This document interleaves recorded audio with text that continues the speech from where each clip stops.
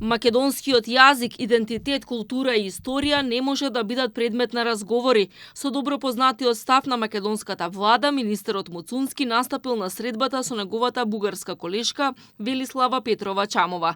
Тој ја нагласил потребата за решавање на билатералното прашање, но при тоа го потенцирал взаимното почитување и ја отворил темата за македонското малцинство во Бугарија.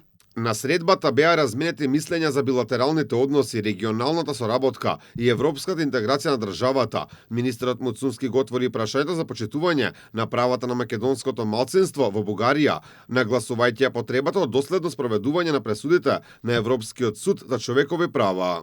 Се разговарало и за економски теми. Посебен акцент бил ставен на значењето на коридорот 8 и потребата од забрзување на активностите за отворање на граничниот премин Клепало. Двајцата министри седнаа на заедничка маса на маргините на самитот на министрите за надворешни работи на НАТО во Хелсинбург. Средбата доаѓа на иницијатива на Муцунски, кој минатата недела информираше дека испратил покана за, како што рече, да се одржи диалогот со Бугарија, без разлика на спротивставените ставови за македонската евроинтеграција.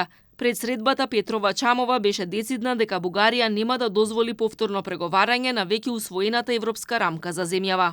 Обидите на Македонија да го оспори статусот на протоколот од вториот состанок на заедничката меѓувладина комисија според член 12 од договорот за пријателство, добрососедство и соработка се во спротивност со постигнатиот европски консензус, бидејќи протоколот е дел од него.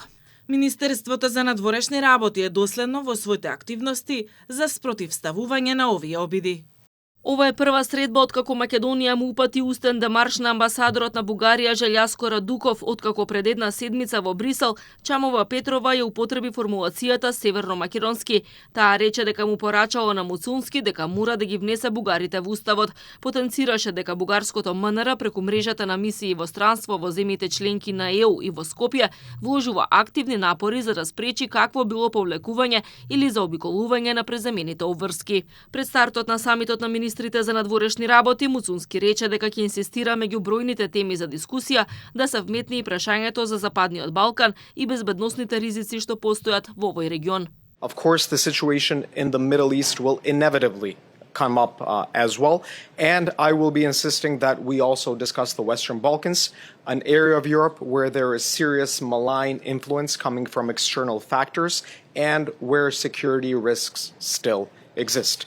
NATO is an alliance that is becoming stronger and stronger thanks to our commitment to 5% spending in defense. And in that sense, I think that today we will have an opportunity to discuss many of the challenges that the alliance has, but also the opportunities in front of the alliance. Министрите за надворешни работи на НАТО ќе разговараат за трошоците за одбрана, развојот на одбранбената индустрија и континуираната поддршка за Украина. Шефот на македонската дипломатија порача дека НАТО треба да продолжи да ги зајакнува инвестициите во одбраната.